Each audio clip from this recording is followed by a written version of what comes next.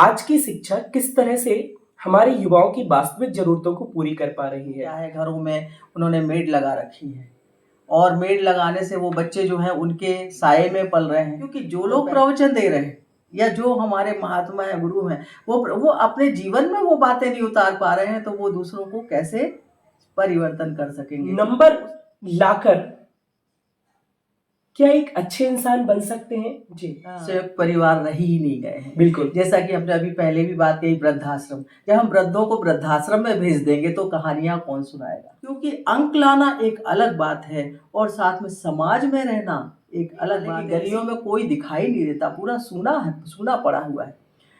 भीड़ भरे चौराहों पर भी बोझिल सा सन्नाटा है, दिखता नहीं कोई भी अपना जिसने सुख दुख बांटा है। नमस्कार दोस्तों, आप सभी का स्वागत है हमारे चैनल ज्ञान थोड़ा हटके पर। आज हम आप सभी को एक ऐसी शख्सियत से मिलाने जा रहे हैं जो किसी परिचय की मोहताज नहीं है। इनका नाम है आदरणीय डॉक्टर विनीता गुप्ता मैम।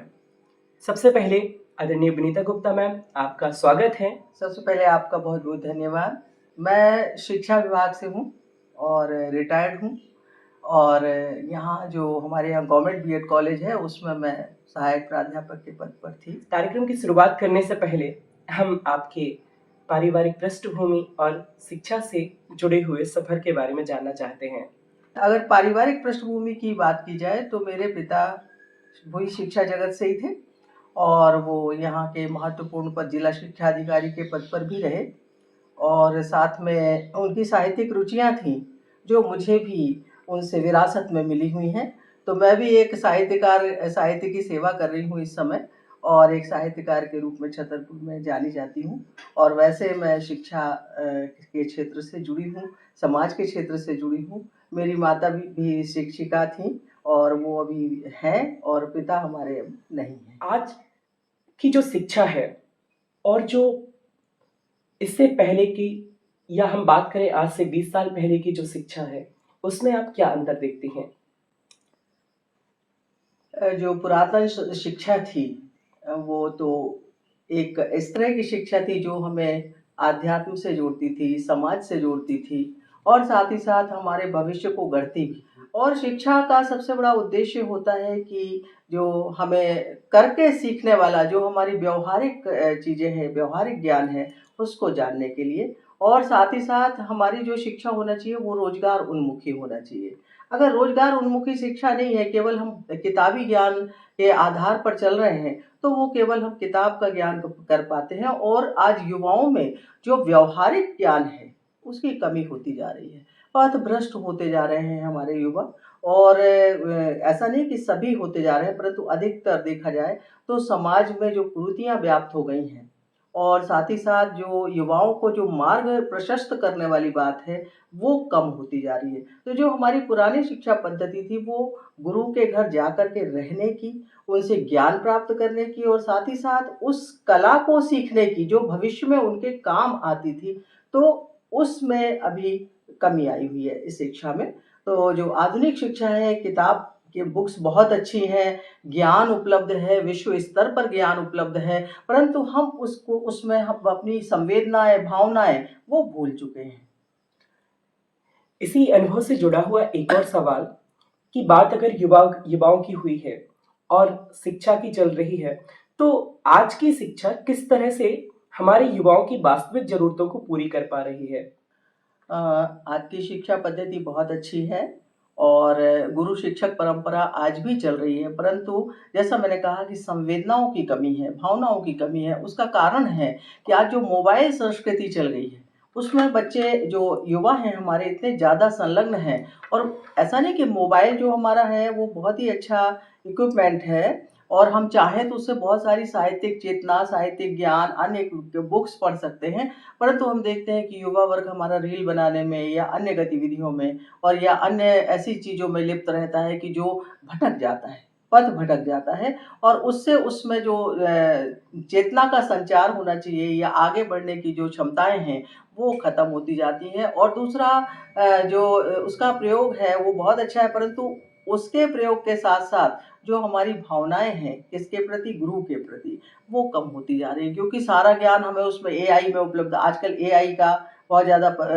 वो चल रहा है कि भाई एआई से जो भी चीज़ हमें चाहिए वो हम एआई से, होमवर्क बच्चों को मिलता है तो वो एआई से कर लेते हैं, कुछ भी है तो वो सब जो कर लेते हैं इससे, तो उन्हें क्या है कि अपने जो टीचर के प्रति, अपने गुरु के प्रति वो संवेदनाएँ और भावनाएँ उत्पन्न नहीं हो पा रही हैं, जो बहुत आवश्यक हैं। क्योंकि कहते हैं ना कि गुरु बिना कुछ भी संभव नहीं है। गुरु के बिना कोई भी ज्ञान अधूरा होता है। गुरु क्या होता है कि हमें ईश्वर से भी मिलाता है, परंतु आध्यात्मिक जो भावनाएँ हैं वो भी बहुत कम हो गई हैं, और जो टीचर है वो उसकी प्रायोरिटी जो होना चाहिए थी वो सेकेंडरी हो गई है। हमारा जी। परिवार और हमारे माता-पिता किस प्रकार से बच्चों को शिक्षा, नैतिक शिक्षा और संस्कार को बढ़ाने में सहायक होते हैं? बहुत अच्छा प्रश्न है ये, नैतिक शिक्षा और साथ में पारिवारिक दायित्व। आजकल अधिकतर जो हमारे माता-पिता हैं, वो सब कामकाजी हैं।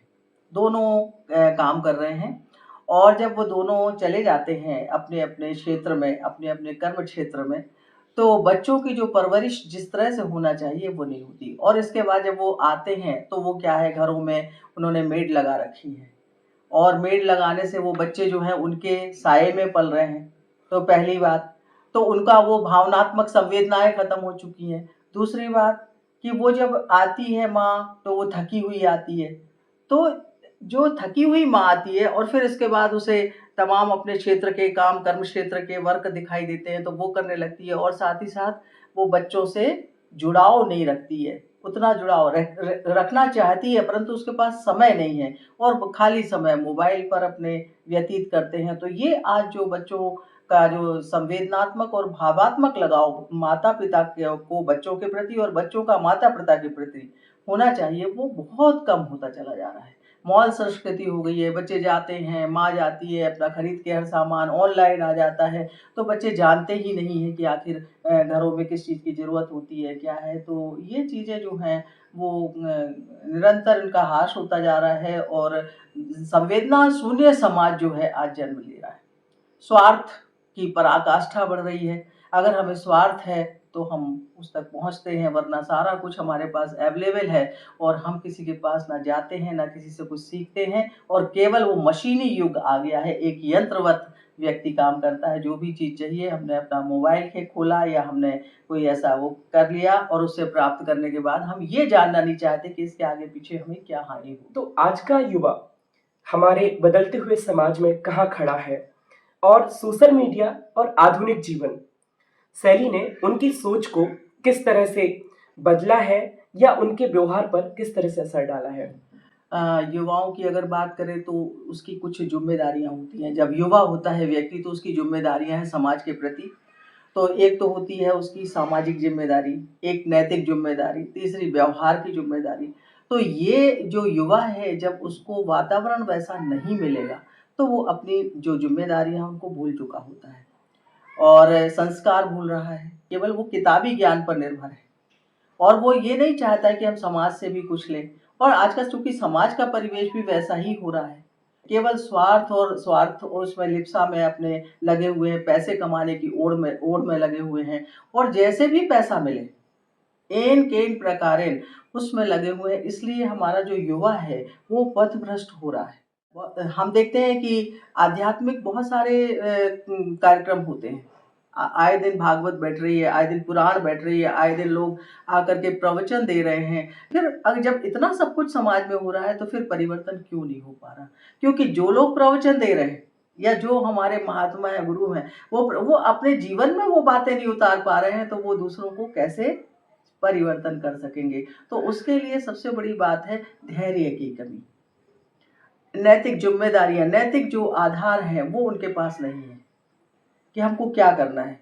हमको काम तो करना है, आगे तो बढ़ना है। हम बहुत ज़्यादा पैसा भी कमा रहे हैं, लेकिन उसके बाद भी हमारी जो आध्यात्मिक शक्तियाँ हैं वो क्षीण होती जा रही हैं। आप देख रहे हैं वृद्धाश्रम, हर जगह वृद्धाश्रम खुले हुए हैं, लोग अपने माता-पिता को नहीं। तो ये सब क्या है? जो हमारे संवेगात्मक जो कमियाँ हैं हम में, संवेग नहीं है हमारे मन में, संवेदना शून्य हो गए हैं, और साथ ही साथ हम में जो एक अटैचमेंट होता था, पहले हमारे बाबा, दादा और उनके भी पिता, सबके प्रति एक हमारा भाव होता था कि ये हमारे पूज्य हैं। हमारे मोहल्ले के लोग जितने भी होते थे, अगर किसी का बच्चा कोई अनैतिक कार्य कर रहा है या कुछ कर रहा है तो वो रोकते थे, हक से रोकते थे, उनको डांटते थे। अब तो कोई बोल ही नहीं पाता है। तो हमारा जो पूरा मोहल्ला होता था, वो सब कौन होता था, कोई बाबा होते थे, कोई दादा होते थे, कोई चाचा होते थे। तो इस तरह से जो युवाओं को एक राह मिलती थी, क्योंकि उसे पता होता था कि अगर मैं बाहर जाता हूँ, निकलता हूँ, तो हमारे फला दादा देख रहे हैं, हमारे फला चाचा देख रहे हैं। तो उसमें क्या होता था कि वो एक डर उसके मन में स्थापित था, और साथ ही साथ एक जो नैतिक जिम्मेदारी वो महसूस करता था। हम बात करें पुराने लेखकों की, या हम बात करें पुराने कवियों की, तो या गीतों की, फिल्म के गीत, अगर पुराने कभी भी धुन बज जाती है, गीत बज जाती है, तो हर कोई गुनगुना देता है, क्योंकि वो अंदर तक वो गीत समाये हुए हैं। आज इतने सारे फिल्मी गीत बन रहे हैं, पर शायद ही मुश्किल से 20 दिन तक याद रहता है और उसके बाद भूल जाता है। और वो तो युगों युगों से हमारे मन में और दिमाग में संचरित हैं, क्योंकि वो वास्तव में हमें कुछ देते थे, हमसे जुड़ते थे।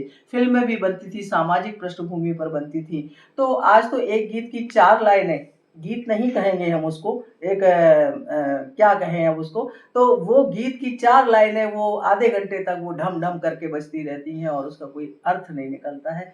तो साहित्य और शिक्षा दोनों अगर सशक्त हैं, तो एक अच्छे समाज का निर्माण हो सकता है। तो साहित्य का सृजन जब ही होगा जब भावनाएं होंगी अंदर से, और साथ ही साथ हमने कुछ उसमें अध्ययन किया होगा। साहित्य कैसे निर्माण होता है कि जब हम 100 पेज पढ़ते हैं, तब हम आधा या 1 पेज लिख पाते हैं, और उसका मनन करके, मंथन करके जो क्रीम निकलती है, वो साहित्य है। बचपन में जब हमारी दादियाँ नानी होती थीं, जब हम लोग छोटे होते थे, तो हमारी दादी नानी लोक साहित्य से तात्पर्य एक ऐसे साहित्य से है जो उस अंचल विशेष से जुड़ा हुआ साहित्य होता है। ऐसी कहानियाँ जो मौखिक रूप से हम लोगों को सुनाया करती थी, और हम लोग भी उसे बड़े चाव से सुनते थे उन कहानियों को। और उन कहानियों में हम लोग देखते थे कि कहीं ना कहीं उन कहानियों में कोई ना कोई सीख छुपी रहती थी। बिल्कुल। चाहे वो लालच से जुड़ा हुआ हो, चाहे सत्यनिष्ठा से जुड़ा हुआ हो। लेकिन आज जब हम देखते हैं, जो हमारा युवा है या जो हमारे छोटे साथी हैं, छोटे भाई हैं, वो नंबर लाकर क्या एक अच्छे इंसान बन सकते हैं? इसके बारे में हम चर्चा करेंगे। तुमने कहा कि दादी नानी, चूंकि आज तो एकल परिवार हो गए जी, संयुक्त परिवार रह ही नहीं गए हैं। बिल्कुल। जैसा कि हमने अभी पहले भी बात कही, वृद्धाश्रम, जब हम वृद्धों को वृद्धाश्रम में भेज देंगे तो कहानियां कौन सुनाएगा, है ना। तो यहाँ पर पहले जो पंचतंत्र की कहानियां हुआ करती थी, आज मुझे भी याद है, बहुत छोटी छोटी सी कहानियां, लेकिन वो आज तक ऐसा लगता है कि नहीं नहीं नहीं नहीं, वो खरगोश और चूहा, वो खरगोश और कछुए की कहानी, तो लगता है कि देखो किस तरह से कछुए ने अपना श्रम करके धीरे धीरे चला, वो आराम से चला पर अपनी मंजिल तक पहुंचा। और जो मंजिल पहुंचने से पहले भले ही उसने दौड़ लगाई, परंतु वो विश्राम किया, उसने सो गया तो वो सो गया और कछुआ आगे निकल गया। वह स्थिति आजकल युवाओं की है।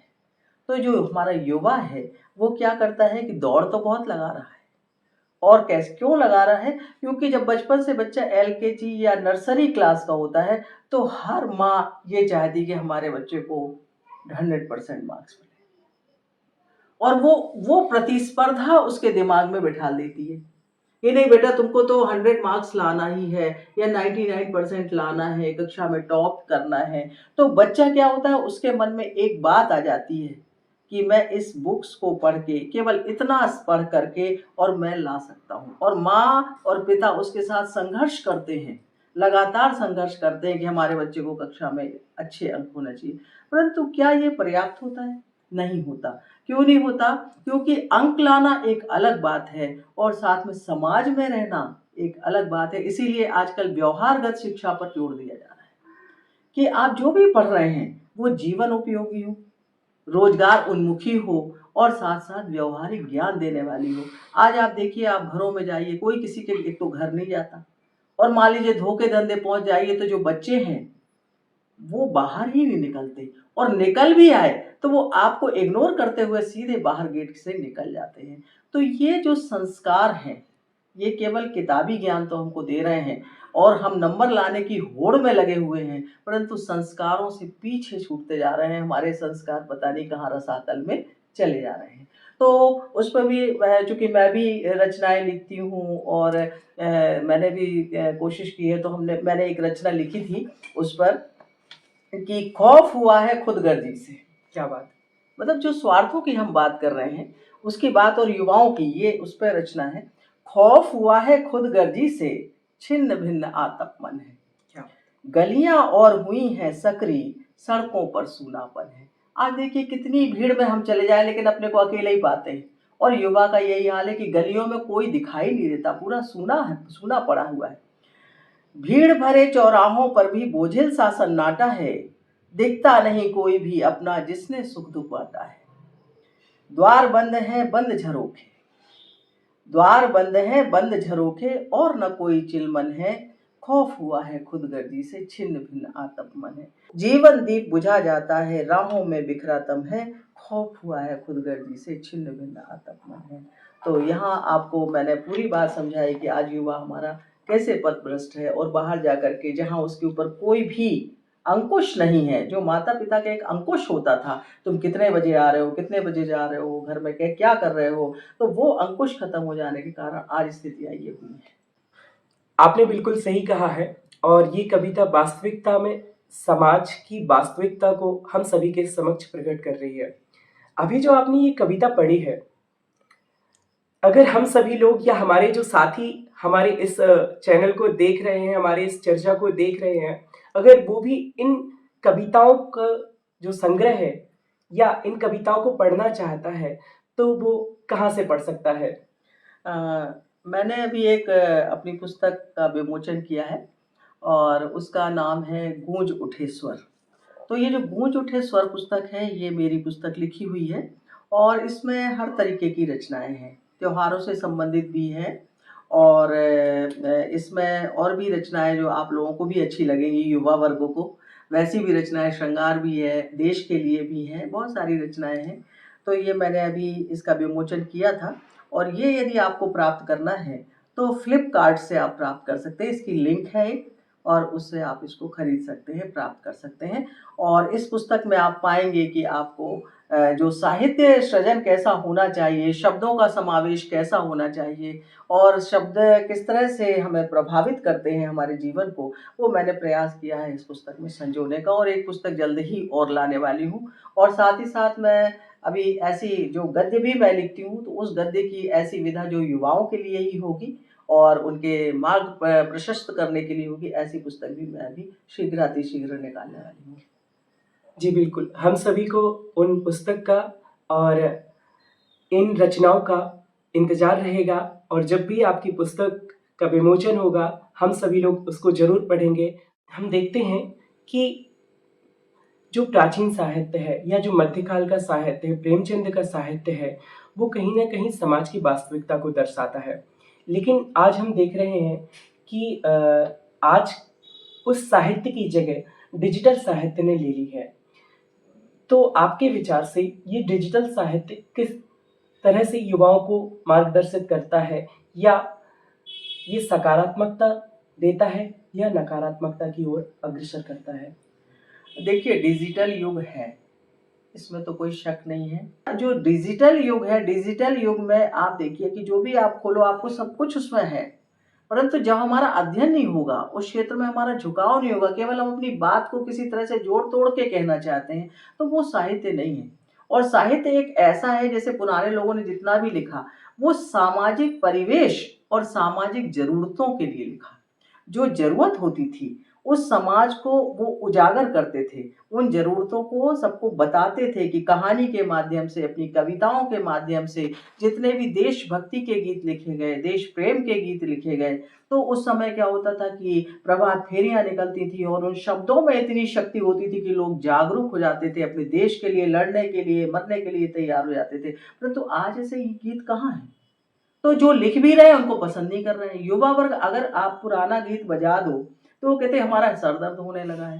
तो समस्या इस बात की है कि साहित्य के प्रति हम इतना अध्ययन कर रहे हैं, इतने अच्छे मार्क्स ला रहे हैं, हमारे 99% मार्क्स आ रहे हैं, परंतु हम साहित्य के प्रति तो अगर साहित्य अच्छा होगा तो समाज भी अच्छा होगा, और समाज अच्छा होगा तो हमारा देश अच्छा होगा, राष्ट्र अच्छा होगा। तो सबसे बड़ी बात है कि हमें अध्ययन, मनन और मनन करने के बाद उसका मंथन करना बहुत जरूरी है।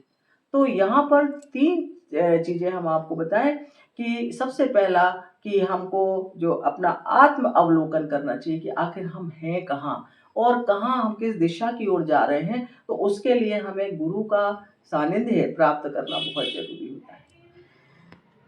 आपके विचार और आपका अनुभव हमारे लिए बहुत प्रेरक रहे। शिक्षा, समाज और साहित्य पर यह चर्चा वास्तविक रूप से युवाओं के लिए मार्गदर्शन का कार्य करेगी। हम आज इस चर्चा को यहीं पर समाप्त करेंगे और आपसे जानना चाहेंगे कि आज हमारे युवा साथियों के लिए, और न केवल युवा साथियों के लिए, हमारे सभी दर्शकों के लिए आप क्या संदेश देना चाहेंगे? मेरा संदेश तो यही है कि अपने जो बड़े लोग हैं उनके प्रति आपके भाव सबसे पहले अच्छे हों, उनके प्रति आदर और सम्मान का भाव हो, और उनके पास जो भी चीजें हैं, जो उनके पास जो भी खजाने हैं, उनको आप अपने में ले लो, जो आपके भविष्य में काम आएंगे। और साथ ही साथ अध्ययन और मनन और मंथन, ये तीनों चीजों के लिए आपका झुकाव बिल्कुल होना चाहिए। और साथ ही साथ डिजिटल युग से जुड़े रहें, उसका उपयोग करें, लेकिन उसके साथ साथ ना तो अपने संस्कारों को भूलें, ना अपने भावों को भूलें, और ना ही अपनी संवेदनाओं को लुप्त होने दें। तो समाज जब हमारा अच्छा होगा, जब हमारी संवेदनाएं होंगी, किसके लिए? हर एक व्यक्ति के लिए। हम स्वार्थपन जो हम में हावी है, केवल कि हमारा स्वार्थ, वो सब हम छोड़ें, और छोड़ करके हमें अपने देश के उत्थान के लिए, अगर हमारा समाज अच्छा होगा तो देश भी अच्छा होगा। तो दोस्तों, यही था आज का एपिसोड हमारे चैनल ज्ञान थोड़ा हटके में। अगर आपको यह बातचीत पसंद आई हो तो शेयर करना ना भूलें। जल्द ही हम मिलते हैं एक नए विषय, नए दृष्टिकोण के साथ। तब तक सोचते रहिए, सीखते रहिए। धन्यवाद।